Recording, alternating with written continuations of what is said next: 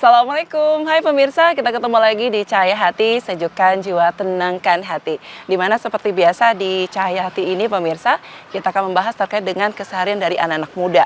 Jadi kita tahu nih, mana yang boleh, mana yang tidak, mana yang halal dan juga mana yang haram. Dan tentunya ini juga harus sesuai dengan syariat Islam.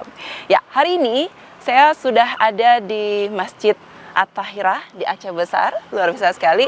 Dan saya juga baru aja selesai beristirahat dari tadi saya sholat ibadah zuhur di sini.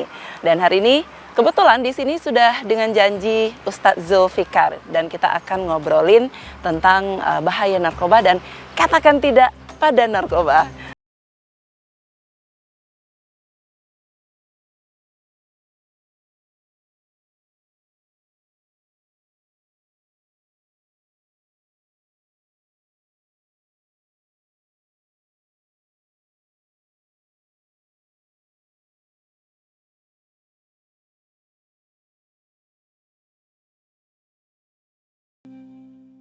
Ya, kembali lagi pemirsa Cahaya Hati, kita kembali lagi untuk ngobrolin dengan Ustadz Zulfikar. Ya. Dan kita sapa beliau terlebih dahulu nih Ustadz. Ya. Assalamualaikum. Waalaikumsalam warahmatullahi wabarakatuh. Ya, terima kasih nih Ustadz. Lagi-lagi tadinya kan Tia coba hubungi Ustadz. Alhamdulillah direspon ya pemirsa. Ya. Untuk kita hari ini kan ngobrolin banyak hal nih Ustadz. Ya. Kita kan sudah ketemu di episode-episode sebelumnya nih Ustadz. Ya. Dan ini juga ditonton banyak sekali oleh pemirsa Cahaya Hati. Alhamdulillah. Dan kali ini di sini saya sudah hadir di Masjid At-Tahirah di Aceh Besar. Ya. Luar biasa Ustadz, kita bisa lihat di belakang.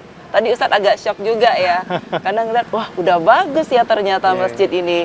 Dimana memang halamannya sangat luas sekali. Jadi bisa menampung banyak jamaah untuk pelaksanaan sholat ibadah gitu di sini. Dan ini juga saya dua kali saya di sini. Yang pertama di sini, yang sebelumnya juga di Taraweh bulan puasa yang kemarin nih Ustadz. Di sini juga, ya, alhamdulillah. Gimana Ustadz hari ini? Apa aja kegiatannya? Ya, alhamdulillah Mbak Tia. Ini kita sapa pemirsa dulu ya. Assalamualaikum warahmatullahi wabarakatuh. Waalaikumsalam. Hamdan syukralillah, salatan wassalaman ala rasulillah wa ala alihi wa sahbihi wa mawalah, amma ba'du. Pemirsa TVRI dimanapun berada, Mbak Tia dan seluruh kru yang bertugas, kita alhamdulillah ini Allah berikan waktu dan kesempatan berjumpa kembali ya dalam Cahaya Hati ya. Alhamdulillah ini Mbak Tia. Alhamdulillah hari ini pagi menjelang siang yang sangat cerah ini, insya Allah berkah. Kemudian juga kita patut bersyukur kepada Allah. Dengan suasana panas begini kita masih sempat mengadakan aktivitas yang mudah-mudahan mendapat nilai dakwah dari Allah Subhanahu wa taala. Amin, amin, amin. Kabar kami baik ini, alhamdulillah. Alhamdulillah. Kelihatan sih dari sumringahnya Ustadz senyumnya gitu. Ustadz, tadi Tia sudah menyapa pemirsa Cahaya Hati terlebih dahulu. Kita akan membahas hari ini tentang katakan tidak pada narkoba. Ada apa sebenarnya? Karena kan dari kasus-kasus yang lain yang super banyak sekali, ini kan jadi PR juga pemerintah kita nih ceritanya. Nah, tapi kan hari ini kita akan fokus untuk ngobrolin tentang bahayanya dari narkoba, kemudian bagaimana peredaran terhadap lingkungan remaja. Nah, kita kan tahu yang menjadi target adalah anak-anak muda yang masih polos, saat remaja, yang ya alasannya di awal pasti yang coba-coba nih. Sebenarnya kalau untuk Ustadz sendiri boleh menjelaskan ke pemirsa Cahaya Hati, pandangan Islam dalam narkoba ini seperti apa dulu nih Ustaz? Ya, terima kasih Mbak Tia dan seluruh pemirsa TVRI dimanapun berada. Ini jelas sekali narkoba ini dilarang oleh Allah dan Rasulullah dan juga oleh negara kita, tidak boleh menggunakan narkoba ya. Tapi kalau kita lihat dari dalam Al-Quran, dalam surat Al-Maidah ini tepatnya ayat ke-90, jadi Allah berfirman, ya ayyuhalladzina amanu innamal khamru. Ini khamru ini kalau dulu khamar. Iya. Ini di akhir ayat Allah tutup dengan rijsun minasyaitan. Jadi khamar, kalau dulu khamar, kalau sekarang narkoba. Narkoba ini narkotika, psikotropika, kemudian zat aktif lainnya, itu banyak jenis sebenarnya ini Mbak Tia kan.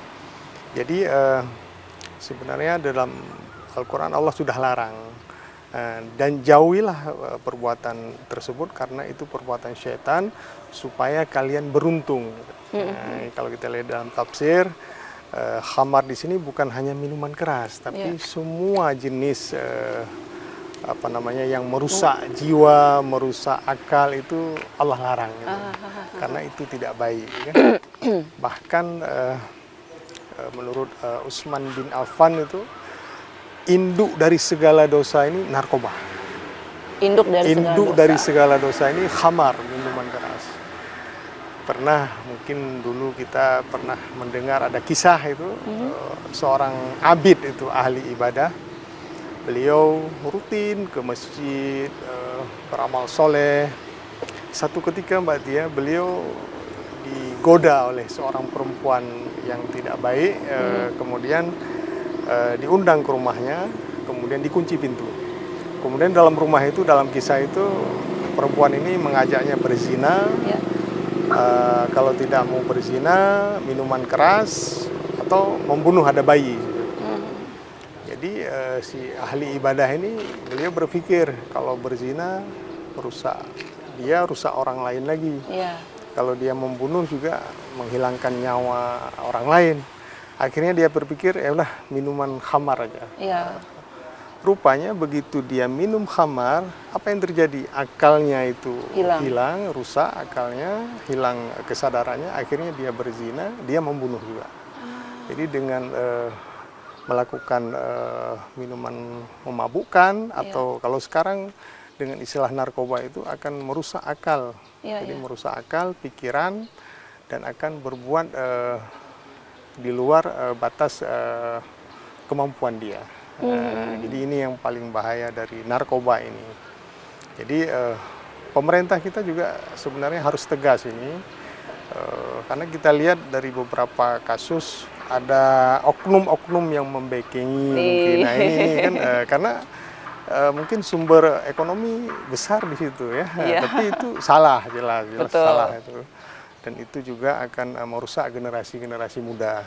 Ini anak-anak muda ini kita berharap jauhilah kalau mau sukses itu dunia akhirat, jauhi narkoba.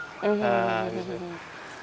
Bahkan kami ada menulis satu buku itu, dulu itu jauhi narkoba itu, pencegahan, cegah narkoba sejak dini. Itu. Ini menarik nih pemirsa, cerita-cerita Ustaz. Jadi buku tersebut alhamdulillah sudah pernah diedarkan di Banda Aceh, di Langsa, pencegahan dini terhadap narkoba. Jadi kita harus beri pemahaman narkoba ini bukan pada saat anak-anak sudah dewasa, tetapi dari mulai sekolah, SD, SMP, SMA, sampai mahasiswa itu mereka harus paham apa pengaruh dari narkoba tersebut, baik secara agama dilarang maupun juga dari pemerintah. Pemerintah kan bukan hanya melarang, tapi menjatuhkan hukuman yang seberat-beratnya, membuat jera pelaku narkoba. Dan memberantas juga narkoba. Memberantas tentunya oknum-oknum yang berani membackingi ini harus benar-benar dituntut ya, dikasih hukuman jera sejera-jeranya. Ini menarik nih pemirsa. Nah, jadi kan saya sendiri Ustadz ada yang nanya nih, gimana ceritanya narkoba itu haram? Sedangkan dalam Al-Quran itu tidak ada disebutkan narkoba itu haram. Yang ada kan khamar. Betul. Nah, mungkin juga Ustadz bisa bantu ngejelasin juga nih. Jangan salah paham juga kan pemirsa. Jadi sebagaimana yang kami sampaikan tadi, memang Allah tidak sebutkan langsung secara secara tekstual, tetapi para ahli tafsir menafsirkan khamar di sini sesuatu yang memabukkan, itu sesuatu yang merusak akal, merusak jiwa, apapun bentuknya, apapun jenisnya. Dengan perkembangan zaman hari ini sudah banyak ada sabu-sabu, kemudian ada juga minuman keras dan lain sebagainya, ganja termasuk. Itu kalau memabukkan itu dilarang, Allah larang. Tapi juga mungkin kalau jenis ganja ini, kalau di Aceh kita juga dulu mungkin kalau digunakan untuk bumbu dulu ya, itu mungkin tidak memabukkan ya, sekedar ya. Tapi kalau negara melarangnya juga tidak boleh digunakan. Nah, itu dia Mbak Tia. Jadi dilema juga iya, ya Ustaz iya. ya. Walaupun sekarang jadi pembahasan sih bagaimana, karena ada negara yang sudah melegalkan kalau ganja ya, tapi tujuannya ada tujuan untuk pengobatan, Betul. ada tujuan juga kalau untuk kalau dulu orang-orang tua kita itu ganja itu bukan untuk bermaksiat sebenarnya, bukan untuk memabukkan, tapi untuk bumbu masakan ya. Tapi karena negara masih melarangnya, ya kita harus ikut menjauhi. Jauhi, kalau kata Al-Quran dalam surah Al-Maidah itu jauhi perbuatan tersebut. Bahkan di situ sebenarnya lengkap dalam Al-Maidah itu jauhi khamar, judi, mengundi nasib, kemudian juga berhala-berhala itu disuruh jauhi. Karena perbuatan itu perbuatan setan. Betul. Tapi jangan juga kalau ada yang itu kita anggap setan, jangan ya. Tapi mungkin ketidakpahamannya kita harus sampaikan bahwa itu tidak benar. Jadi sebenarnya nih Ustadz, antara hubungan antara narkoba ini dengan remaja, khususnya kan kita juga pengen dong menyadari pemirsa Cahaya Hati kan. Ada anak muda nih kecenderungannya itu kan coba-coba di awal. Dan itu juga berawal dari masalah keimanan, akidah, dan juga pendidikan yang diterapkan orang tua. Nah, sebenarnya seperti apa hubungannya? Jadi begini Mbak Tia, pemirsa dimanapun berada, penting sekali pengawasan dari orang tua tentunya. Orang tua harus melihat karakter anak ini, dengan siapa bertemannya, kemudian juga aktivitas di luar sekolah. Jangan sampai orang tua lost control. Ini yang terjadi kan, ada lost control dari orang tua, kemudian mungkin ada keluarga-keluarga yang broken home. Ini pengaruh besar ini kepada jiwa anak-anak, sehingga dia mencari teman-temannya di luar, sehingga salah berteman. Begitu salah berteman, akhirnya mereka terjebak dengan situasi di lingkungan masyarakat yang melakukan aktivitas atau penyalahgunaan obat-obat terlarang ini. Dan itu bahaya sekali. Itu sangat bahaya sekali, karena kalau sudah rusak jiwanya, mentalnya, itu akan membuat mereka itu kan induk dari segala dosa. Iya, betul. Nah, jadi kebanyakan yang melakukan praktek narkoba itu mereka akan berjudi, mereka juga akan mencuri, mereka juga akan melakukan berbagai macam kejahatan, sampai mereka berani melakukan pembunuhan. Kriminal. Sebagaimana yang kami sampaikan tadi, itu akibat dari anak-anak ini yang sudah terjebak dia dengan situasi dia menggunakan narkoba ini. Bahkan kalau kita lihat itu ada geng-geng itu kayaknya mereka boleh dicek, mungkin ada penyalahgunaan narkoba tersebut. Karena mereka narkoba itu membuat efek berani, dia berani melakukan apapun tanpa ada rasa takut itu juga. Rasa takut ini yang harus diperhatikan. Ustadz, kita break dulu nih Ustadz ya. Baik, nah pemirsa Cahaya Hati, tadi sudah disebutkan oleh Ustadz nih bahwasanya hubungan antara narkoba dan juga dengan remaja ini kaitannya sangat erat sekali. Ini juga terjadi akibat kurangnya kesadaran dari orang tua. Mana yang anak-anak ini juga menjadi korban adalah korban dari broken home-nya itu sendiri. Dan oleh karena itu nanti kita akan ngebahas lebih banyak lagi sambil kita ngopi nih Ustadz. Boleh. Saya teh hari ini. Baik pemirsa, jangan kemana-mana, tetap di Cahaya Hati, sejukkan jiwa, tenangkan hati.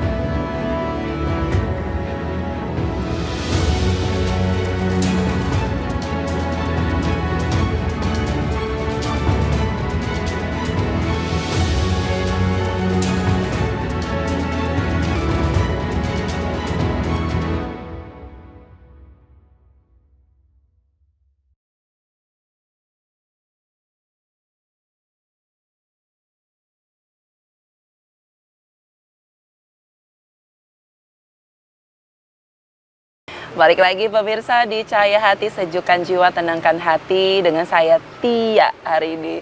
Saya suka sekali berada di sini, obrolannya juga santai. Iya. Apa ya, masih ada suara-suara burung ya Ustadz ya. Padahal ini bisa dikatakan juga nggak jauh dengan kota Banda Aceh ya Ustadz. Iya. Tapi benar-benar menyenangkan sekali duduk di sini sambil ngobrol, sambil ngopi juga nih pemirsa. Masih juga ngebahas tentang katakan tidak pada narkoba. Iya. Nah, remaja saat ini tuh kalau katanya nih Ustadz, Iya. kalau nggak narkoba nggak keren katanya. Iya. Ya mungkin apa ya, akibat pergaulan, Iya. kemudian juga lifestyle-nya yang salah nih Ustadz. betul. Apalagi tadi sebelum di segmen sebelumnya Ustadz kayak geng-geng motor. Betul. Sempat ada ya Ustadz ya berita yang beredar geng motor itu berusaha untuk membegal seorang korban yang Iya. mahasiswi. Iya. Ternyata begitu diperiksa mereka dalam kondisi yang mabuk nih Ustadz. Betul. Nah, jadi sebenarnya yang tadi kita bahas masalah khamar, Iya. kemudian bisa juga menyebabkan kriminalitas yang tinggi di kota Iya, Banda betul. Aceh. Nah, saya pengen tahu ini Ustadz, kenapa para pengedar memang mengincar anak muda? Iya. Ini di Aceh loh, Iya. yang memang syariat Islam loh Ustadz. Iya, Tapi banyak kasus-kasus itu Ustadz. Betul. Apa yang salah sebenarnya? Jadi Mbak Tia ini sebenarnya kalau kita lihat dalam hadis Nabi itu bukan hanya anak muda. Jadi narkoba ini sebenarnya yang produksinya orang tua itu mafia, pihak yang tidak bertanggung jawab. Kemudian juga mungkin sasarannya lebih ke anak muda ini yang pemahamannya yang salah tadi. Jadi ini perlu penegakan hukum yang ketat ya, yang tegas. Bahkan kalau bisa memang ada aturan itu untuk pengedar apa hukumannya, Iya, untuk pemakai ada hukumannya, itu masing-masing dibedakan itu, termasuk yang anak-anak ini yang jadi korban ini. Iya, Nah, betul. mereka sebenarnya korban dari kejahatan pihak-pihak mafia yang memproduksi narkoba, mengedarkan, kemudian juga ada oknum-oknum yang membackingi. Nah, ini harus hukuman seberat-beratnya ini, Mbak Tia.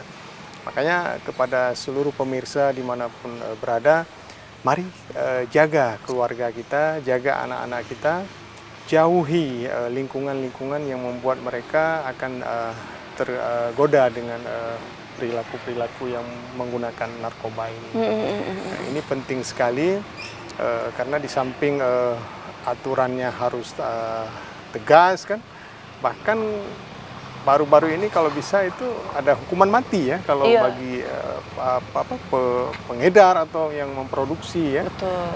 Karena jangan biarkan benda-benda haram ini mengotori daerah kita. Iya. Kalaupun yang ada selama ini, mari kita semua lingkungan masyarakat ini menjadi pengawas lah. Kita mengawasi baik lingkungan kita, lingkungan masyarakat. Jangan sampai ada yang mengedarkan atau mungkin yang memakai. Kalau memang kedapatan cepat-cepat kita laporkan. Pihak berwajib juga tentunya di sini menjadi peran penting. Jangan pernah membacking perkara-perkara ini, karena selain negara juga melarang, memberi hukuman yang seberat-beratnya, agama tentunya lebih dulu melarangnya. Iya, betul. Karena itu menjadi kan sebagaimana yang kami sampaikan. Rasulullah mengatakan ini induk dari segala dosa. Jadi induk itu kan mamanya dosa gitu. Jadi kalau orang udah kena narkoba, dia akan melakukan apapun.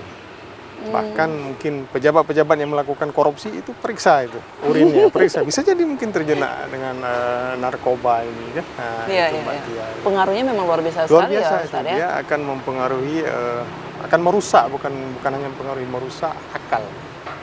Merusak akal, merusak jiwa, sehingga kalau anak-anak itu sudah kena itu dia nggak peduli dengan apapun, dia nggak peduli dengan orang tuanya, dia nggak peduli dengan agamanya, dan juga dia nggak peduli dengan kehidupan sosial masyarakat, karena dia sudah terganggu, sudah rusak pikirannya, sudah rusak akalnya.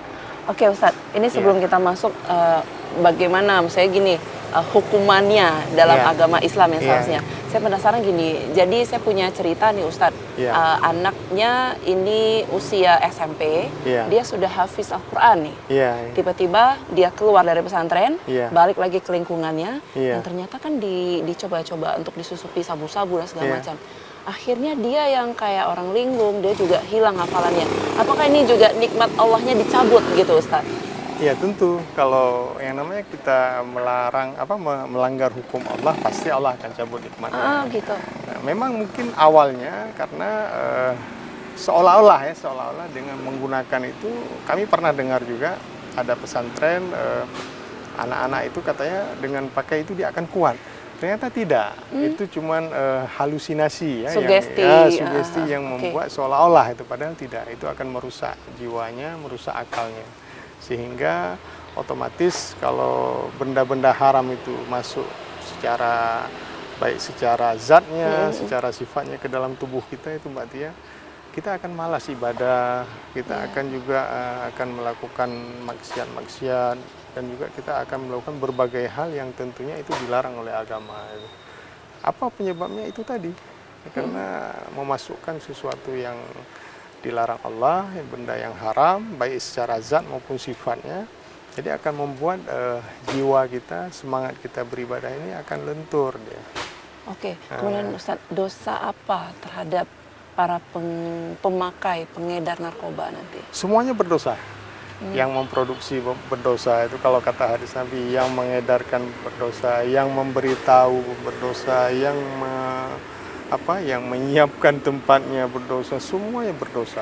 Nah, namun ini juga tentu dalam agama kita, kalau seseorang yang berdosa ini harus kita beri kesadaran tentunya, mudah-mudahan segera bertobat.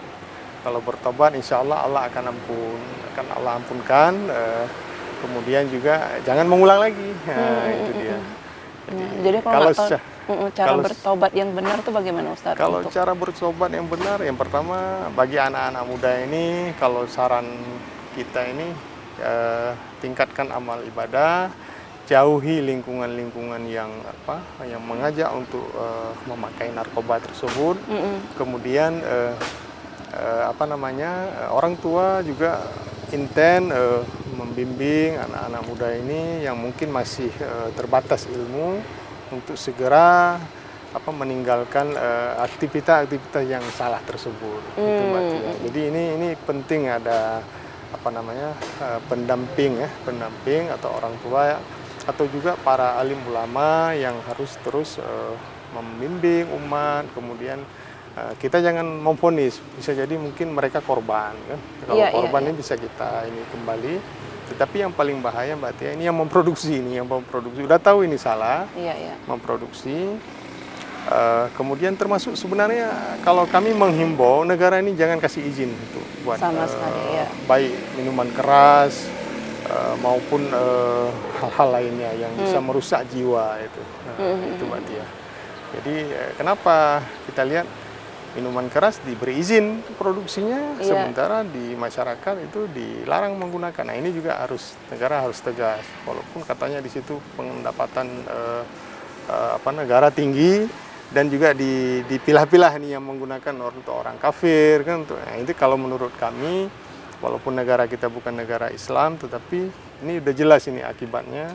Hilangkan saja itu, nanti Allah akan beri keberkahan dari yang lainnya itu. Amin, amin. Bisa sekali ini untuk betul-betul pemirsa. Jadi memang miris sekali ya kalau kita ngelihat di beberapa tahun akhir-akhir ini ya Ustadz ya.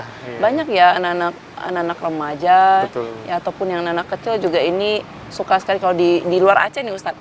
Jajan-jajanan yang seribuan-seribuan itu juga ada narkobanya ya Ustadz ya. Dari kecil. Ini jenisnya kan sekarang sudah beragam ya, mulai dari anak kecil dalam bentuk permen, kemudian juga dalam bentuk mungkin mainan-mainan yang bisa terpengaruhi jiwanya juga, yang ada mengandung narkobanya dengan dicium mungkin atau dihisap.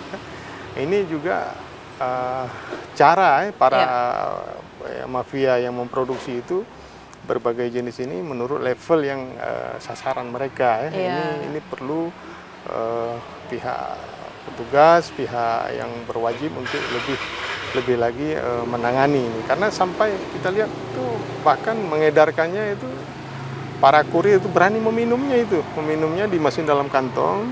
Jadi kami pernah konsultasi dengan orang-orang bea cukai itu di bandara itu, kedapatan mereka minum pakai kantong plastik, kemudian mereka nanti keluarkan melalui bukan urin tapi dari kotoran mereka. Nah, ini kedapatan nih, alhamdulillah oleh petugas-petugas yang bea cukai ini harus benar-benar menangkap ini. Jadi X-ray di bandara ini penting juga ini kan. Jadi selain mencegah kurir-kurir yang membawanya, kemudian juga menghambat segala aktivitas untuk mengedarkan narkoba tersebut. Oke. Ustadz, saya penasaran nih, anak dari kecil misalkan sudah disusupi dengan hal-hal yang begituan nih, entah itu minuman keras, narkoba, sabu segala macam. Dari kecil sampai besar, apakah juga ini bermasalah nggak dengan cara dia berpikir sampai dia besar nantinya? Bermasalah. Kalau dia tidak ditangani secara khusus, itu pasti bermasalah. Pasti dia akan lemah jiwanya, lemah mentalnya. Dan ini sebenarnya tujuan dari para mafia ini, atau mungkin pihak-pihak dari luar negeri yang kita tidak tahu dari manapun itu tempatnya. Mereka ingin membunuh karakter bangsa kita, ingin membunuh generasi-generasi penerus bangsa ini. Bayangkan kalau, mohon maaf kita bilangnya, kalau misalnya anak-anak ini tidak dibimbing dan mereka terjun, mereka nanti akan menjadi anggota-anggota DPR. Bayangkan anggota DPR yang dia menggunakan narkoba, apa yang dia pikirkan itu.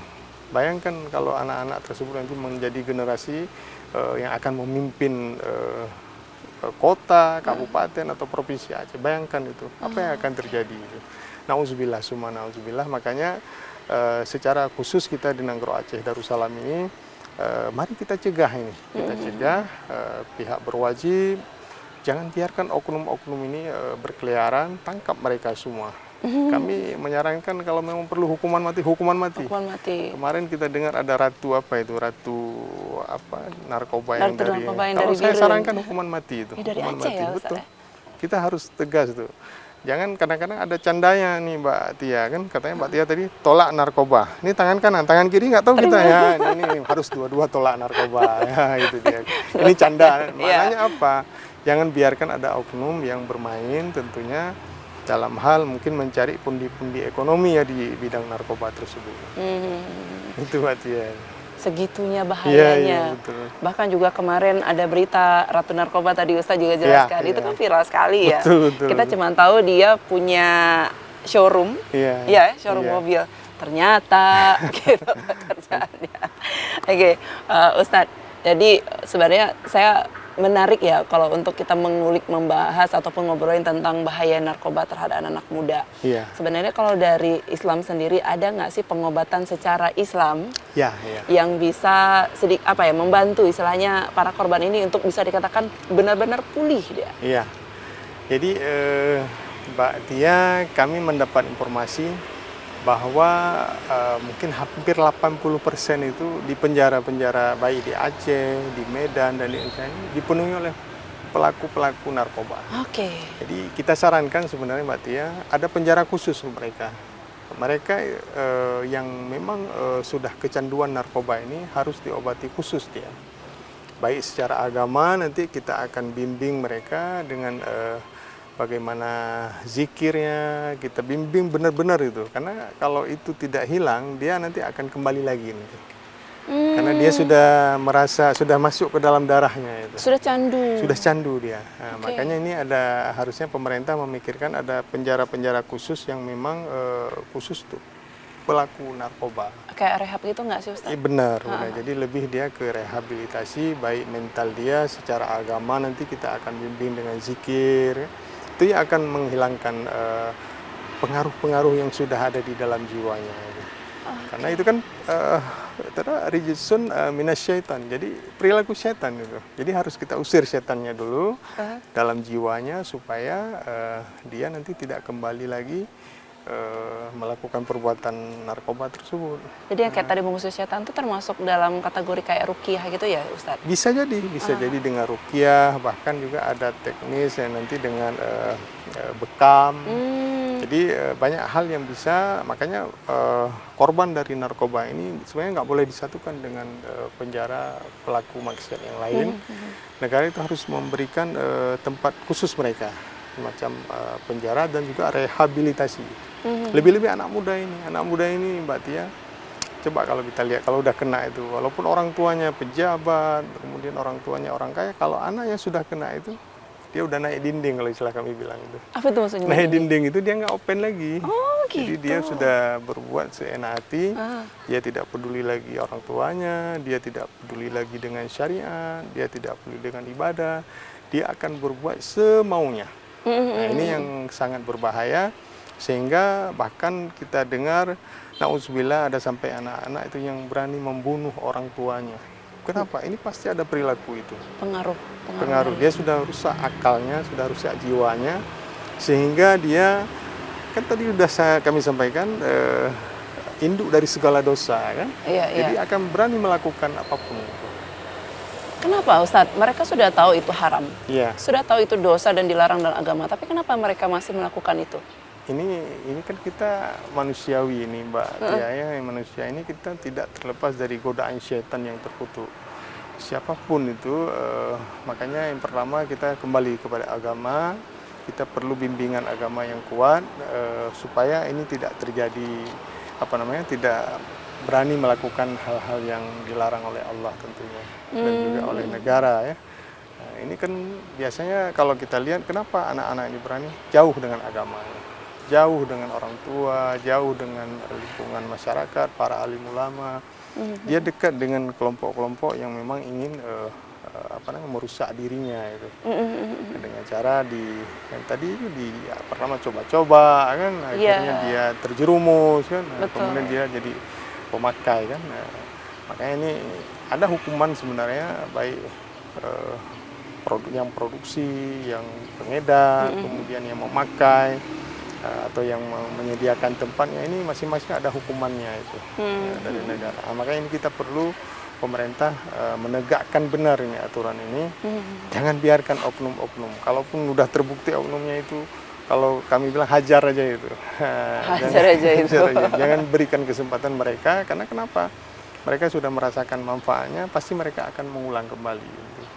Oh, baik. Itu dia.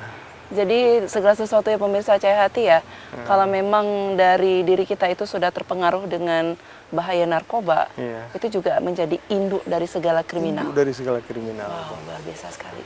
Dan memang lebih baik ini butuh sekali pengawasan juga dari keluarga juga, kemudian dari pemerintah, dan bahkan juga ini tadi Ustadz juga menjelaskan nih pemirsa, sebaiknya ini dipisahkan. Iya.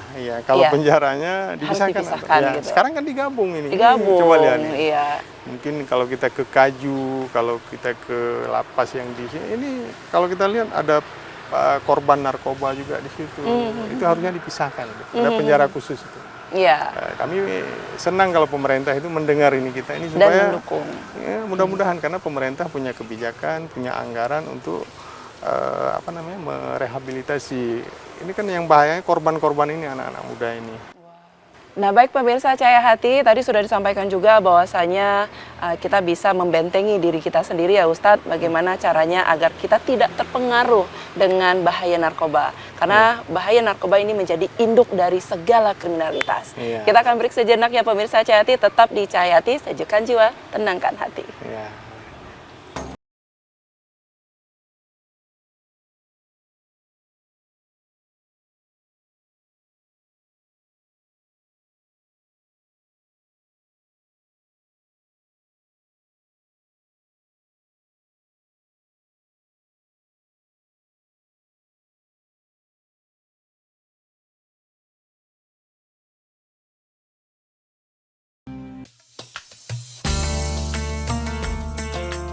Kalimat tadi, ketika siapapun berdoa yang saling kepada Allah sampai bertahun-tahun, padahal mereka itu dalam adalah anak, baik itu dalam sosial masyarakat, baik itu bagaimana sih sesungguhnya adab ya sabar. Ya, ini kan suami saya. Umar bin Khattab yang awalnya preman yang luar biasa sangat ditakuti. Begitu kena dengan Al-Quran. Doa mereka tuh hanya alhamdulillah. Karena di Madinah masjid yang istimewa yang juga Masjid Kuba dan Masjid Nabawi.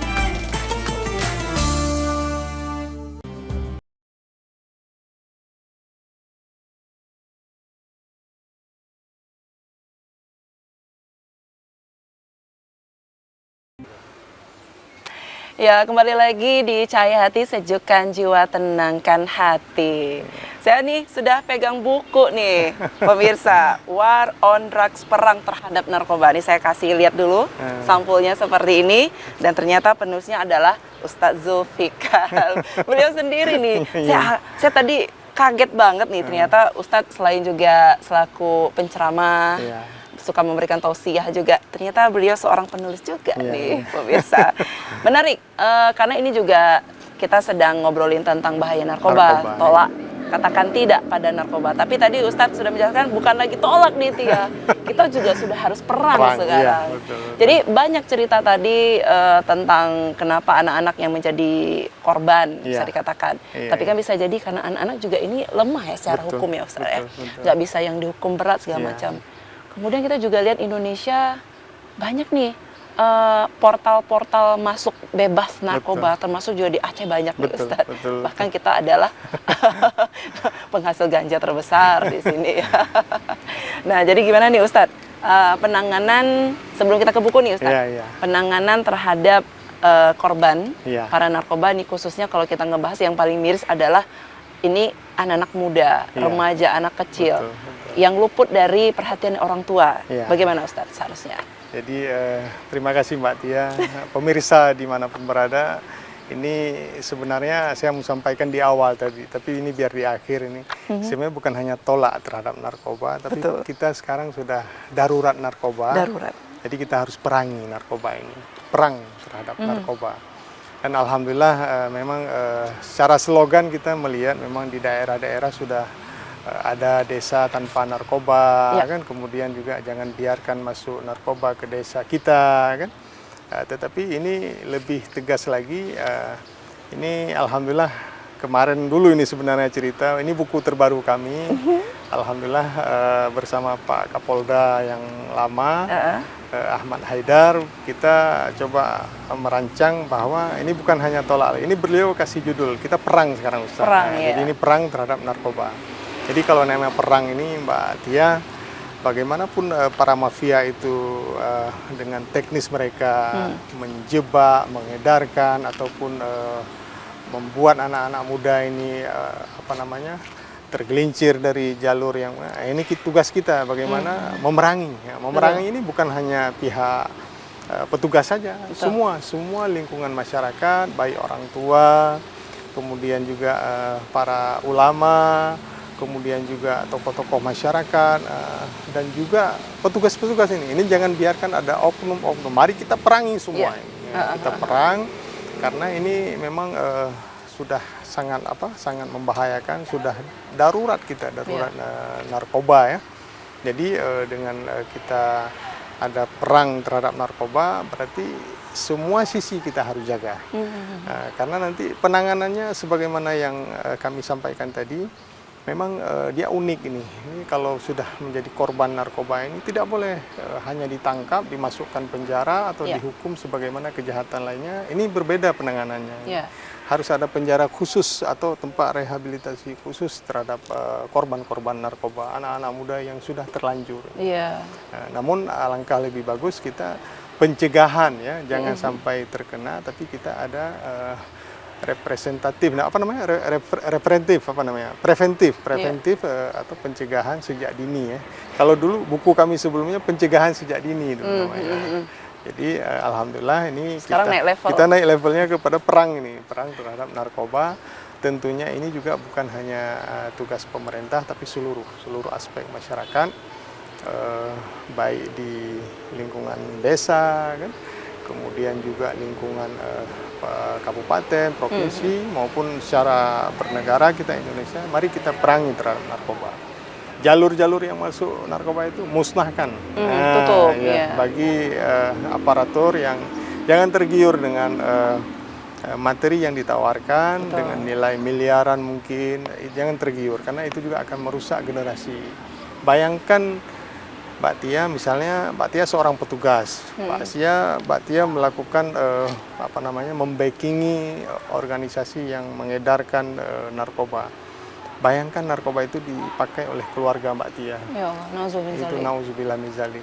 Apalagi dipakai oleh seluruh masyarakat yang lain. pasti akan rusak mentalnya, akan rusak jiwanya, akan rusak akalnya, dan akan menjadi musibah-musibah besar yang nauzubillah. Nah, itu Mbak Tia. Nah, jadi kita Ustadz, perangi ini. kita perangi dan ini semuanya ada dalam buku ya. Saya Iya. boleh nanti pinjam ya Ustadz ya. Insya Saya Allah, harus insya baca Allah. banyak. Iya, iya. Jadi saya juga harus tahu banyak Iya, biar iya. bisa mengedukasi Betul. teman-teman dan juga masyarakat Betul, gitu. betul. Ustadz, jadi dalam perjalanannya di buku ini Iya. ada cerita menarik nggak sih tentang menulis, kemudian Iya. pastikan Ustadz juga menjumpai pemakai Iya, iya. yang menjadi korban juga. Iya, iya.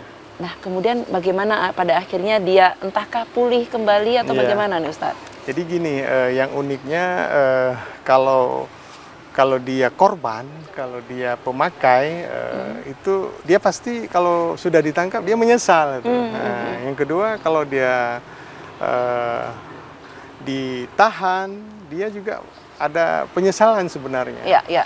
Tetapi lebih dari itu Mbak Tia, tidak cukup dengan efek jera itu saja. Kalau harus dipilahkan, makanya di sini juga kami membahas itu semacam hukuman ya secara negara Iya. bagi yang memproduksi, pengedar, kemudian yang pemakai, sampai juga mungkin yang perantara, kurir Iya, itu. iya. Ini juga menjadi tantangan sendiri bagi negara untuk memilah ini. Dia masuk kategori apa gitu. Baik. Karena kategorinya beda-beda kan, yang memproduksi, yang mengedarkan, sampai yang anak-anak muda kita yang korban ini harus ada perhatian khusus ini. Begitu Mbak Tia. Aduh, kita hela nafas dulu nih Ustadz, sampai kita minum lagi nih Iya, Ustadz. iya, iya, boleh. Jadi boleh. saya juga masih banyak pertanyaan nih Ustadz ya. Iya, iya, boleh Mbak Tia. Luar biasa segar sekali nih pemirsa. Nah, jadi Ustadz, satu lagi. Jadi dengan ada banyak misalkan pejabat, Iya. ada yang orang mendapatkan kekayaan dari hasil Iya. jual beli narkoba. Narkoba. Jadi kan ini masuknya ke kemana nih Ustadz? Kan uang Iya, haram nih. iya, betul. Kemudian hasilnya itu apakah hasil uang haram ya Ustadz? Iya, iya. Ini bisa dikatakan ini diwariskan juga kepada anak cucu juga termasuk haram atau Iya. bagaimana Ustadz? Hukumnya? Betul, betul. Jadi segala sesuatu yang misalnya pejabat membackingi lah, atau mungkin memberi ruang kepada pelaku-pelaku narkoba ini atau yang memproduksi, ini jelasnya uangnya uang haram. Uang haram. Uang haram ini kalau dia pakai akan masuk ke tubuh dia, ke darah dia, darah anak keturunannya kan. Nah, ini nggak akan hilang kecuali dia berhenti total. Oke, Dia baik. berhenti total, dia bertobat, kemudian dia kembalikan semua itu kepada dia keluarkan dalam penghasilan dia, apa dibawa ke, kalau dulu ke Baitul Mal ya diberikan, kalau sekarang mungkin bisa dijadikan bangun jalan, bangun jembatan, silahkan itu. Oh, baik, sebentar Ustaz. dikembalikan. Sebentar Ustaz. Artinya jadi jika uang itu yang didapatkan dari hasil transaksi narkoba. Iya, iya. Kemudian jika suatu saat dia sadar, Iya, iya. uang itu sebaiknya disedekahkan Iya. atau dimusnahkan Ustaz. Harusnya dimusnahkan itu kan, nah, karena sumbernya nggak jelas. Tetapi boleh uang itu kalau para alim ulama silakan uang itu dibangun jalan untuk fasilitas umum, silakan. Tapi jangan uang itu terus dipakai, kan selama ini kita lihat uang hasil itu mereka memperkaya diri, dia beli mobil, buat rumah, kayak gedung-gedung mewah kan, nah, itu salah itu.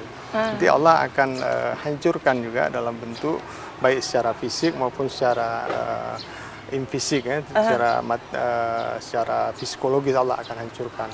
Karena itu bukan rezeki kita sebenarnya, Mbak. Rezeki kita itu yang halal. Kalau yang haram itu bukan rezeki kita. Jadi Allah lah yang memberi rezeki.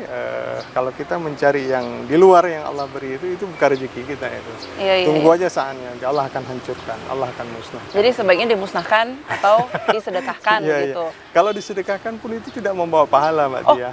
Hati-hati. Gimana ceritanya? Karena uang yang haram itu, kalau ini sedekah untuk masjid, dia nggak dapat pahala. Uang korupsi kan. Nah, ini kita sampaikan secara gamblang ini supaya mudah dipahami. Jadi anak-anak muda ini misalnya atau yang mendapatkan uang dari hasil jual narkoba Iya, ini iya. kan, kalau dia gunakan otomatis dia masuk ke dalam darah dia, ke dalam jiwanya benda-benda yang haram, baik secara zat maupun sifatnya. Atau uang itu disedekahkan, dia tidak membawa nilai Manfaat manfaat apapun. ke dia, tidak membawa, tetapi dia membersihkan dirinya. Maknanya, misalnya ini Mbak Tia ini pelaku pengedar misalnya, dapat untung dari narkoba. Iya, iya.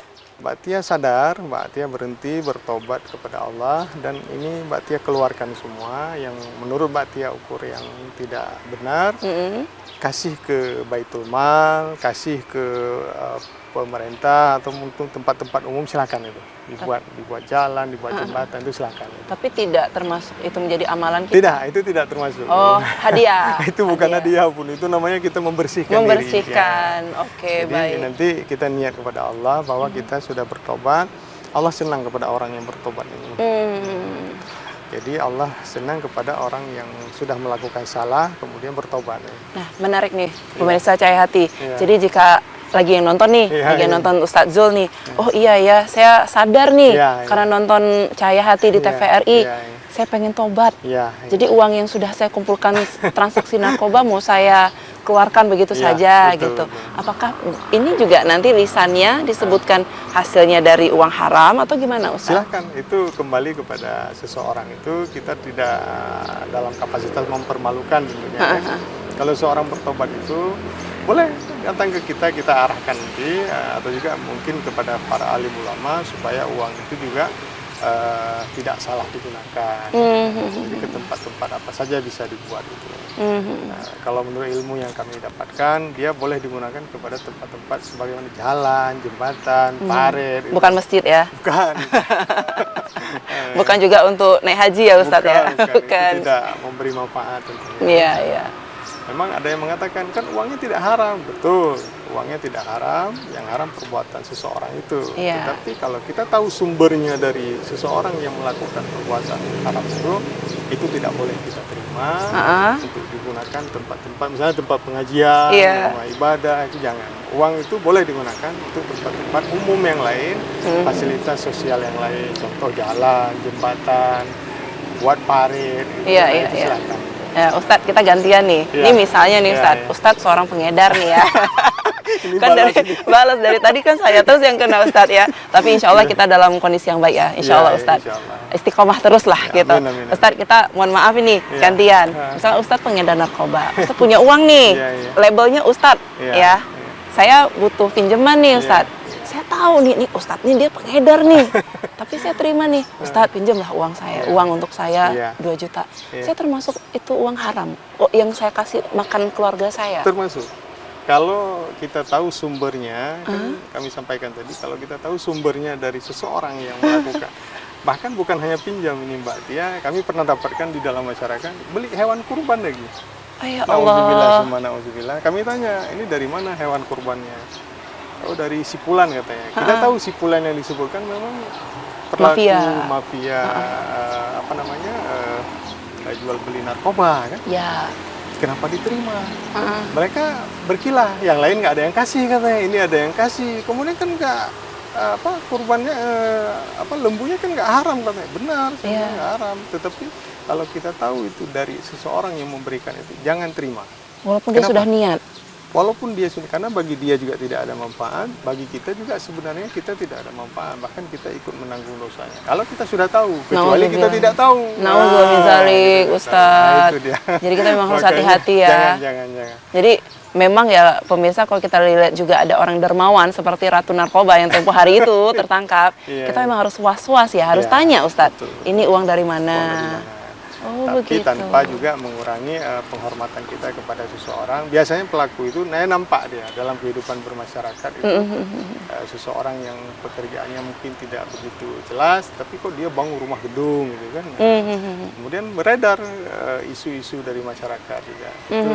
Ini harus kita cek juga keasliannya kan, jangan sampai juga terjadi fitnah gitu. Nah, Betul. tapi masyarakat tentunya tahu, paham kan. Nah, dan ini juga harus menjadi sorotan dari pihak berwajib kan, supaya jangan biarkan ada oknum-oknum masyarakat yang membiarkan perilaku ini di dalam kehidupan bermasyarakat. Termasuk juga aparatnya. Ya, ini kita sebutkan oknum saja. Oknum. Walaupun oknumnya sudah banyak. Banyak ya. Dia biar bisa sadar lagi lah gitu ya. Mudah-mudahan dengan cahaya hati ini Amin. akan memberi cahaya kepada hatinya, akan Amin. menghentikan aktivitas yang salahnya. Dan tentunya ini juga jadi satu nanti ini belum kita perbanyak. Nanti insya Allah kalau kita perbanyak kita berikan kepada masyarakat. Bagi-bagi ke saya. Insya Allah. Insya Allah. Ini baru masternya kan. Terakhir ini Ustadz di segmen terakhir, bahwasanya kita tahu kerugian terhadap tubuh kita jika kita mengkonsumsi narkoba itu, betul. menjadi candu juga. Iya. Kemudian juga dari hasil narkoba yang kita jual beli, uangnya kita kasih makan kepada keluarga kita. Betul. Ini juga menjadi sebuah penyakit ya Ustadz Betul, ya. betul. Karena dari bahaya narkoba nih pemirsa Cahayati, saya paham sekali ini akan merusak organ dalam tubuh kita. Bisa juga jadi penyakit paru-paru, kemudian peradangan, kanker otak, kanker paru-paru dan segala macam, sampai kanker payudara juga ya. Ini luar biasa sekali. Sebenarnya sudah dijelaskan kengerian itu, tapi memang masih banyak juga ya Ustadz ya. Ustadz boleh dong terakhir harapannya, kemudian pesan terhadap entah itu masyarakat juga pemerintah Aceh juga, kemudian para orang tua dan anak-anak yang sedang beranjak usia remaja dewasa nih Ustadz, tentang bahaya dan kita harus perangi ini. Iya, jadi pemirsa dimanapun berada, yang pertama sekali ini untuk anak-anak muda ini tentunya ini jangan biarkan jiwa kalian itu diracuni dengan benda-benda yang narkoba ini, karena itu yang pertama bukan hanya merusak fisik kalian, tetapi juga akan merusak mental dan jiwa kalian, akal kalian akan rusak itu dengan narkoba tersebut, dan itu akan mempengaruhi kalian ke depan sebagai generasi penerus bangsa. Kalian nanti akan menjadi pemimpin-pemimpin, jangan sampai pemimpin-pemimpin nanti akan rusak mentalnya. Bahkan Mbak Tia sedikit ini saya tambahkan, ada pemahaman orang stunting itu kan pendek ini ya, pendek badannya, pendek fisiknya. Sebenarnya yang paling bahaya dari stunting itu pendek pikirannya itu Pak. Jadi kalau pendek pikirannya, ini akibat dari narkoba juga. Ini stunting, ini orang yang melakukan korupsi itu pendek pikirannya. Siapapun, baik dia pejabat maupun aparatur-aparatur dalam pemerintahan yang melakukan korupsi itu pendek pikirannya. Panik akai kalau bahasa. Jadi anak muda juga tadi dalam mengkonsumsi narkoba, terjebak dengan narkoba, dia akan pendek akalnya, rusak akalnya, rusak mentalnya, dan dia akan menjadi berani melakukan berbagai macam aktivitas. Makanya jauhi narkoba. Bagi orang tua tentunya pengawasan yang super ketat ketat terhadap anak-anak, lebih-lebih di era yang sekarang ini kita sudah masuk ke era darurat narkoba ya. Jadi ini penting bagi orang tua, kemudian juga bagi pemerintah dan juga yang pengambil kebijakan, baik pemerintah Aceh, pemerintah Indonesia, ini benar-benar ini harus katakan perang terhadap narkoba, bukan hanya lagi tolak ini, tapi perangi siapapun yang membackingi, siapapun yang mengedarkan, yang memproduksi, hancurkan itu, kasih hukuman sejerat-jeratnya, hukuman mati, kami setuju itu. Baik, terima kasih Ustadz. Ya pemirsa Cahayati, untuk melahirkan generasi emas, generasi muda kita di masa yang akan datang. Oleh karena itu kita harus memberantas bahaya narkoba di kalangan masyarakat, tentunya juga untuk kalangan anak remaja dan juga anak-anak Indonesia, khususnya juga anak Aceh. Baik, Ustadz Zul, terima kasih banyak. Nanti kita bisa ketemu di lain kesempatan. Saya calling-calling Ustadz ya. Bukunya saya pegang dulu ya Ustadz. Oke, baiklah pemirsa Cahayati. Cukup segini dulu nih kita duduknya dengan Ustadz Zul. Insya Allah nanti di lain kesempatan kita ketemu lagi dengan Ustadz Zul. Saya akan ganggu beliau terlebih dahulu. Oke, baik ya, kita pamit. Saya Agustia pamit. Assalamualaikum warahmatullahi wabarakatuh. Sampai jumpa tetap di Cahaya Hati, sejukkan jiwa, tenangkan hati. Waalaikumsalam warahmatullahi wabarakatuh.